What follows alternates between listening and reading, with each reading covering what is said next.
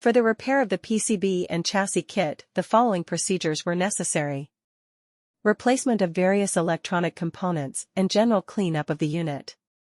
For testing we use 24-volt DC power supply and some pressurized air. When we turn the power supply, the unit reacts accordingly and we see that the screen lights up.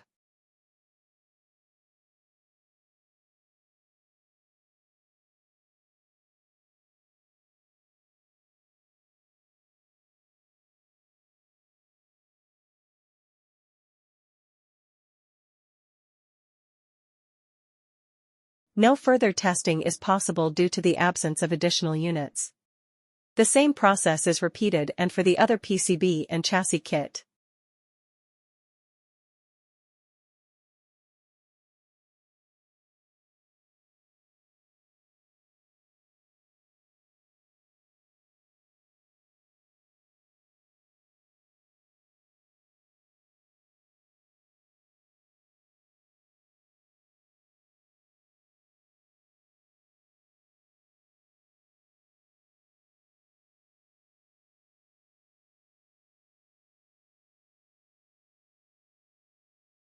It is now clear that the PCB and chassis kit is working successfully and is ready to be delivered to the client.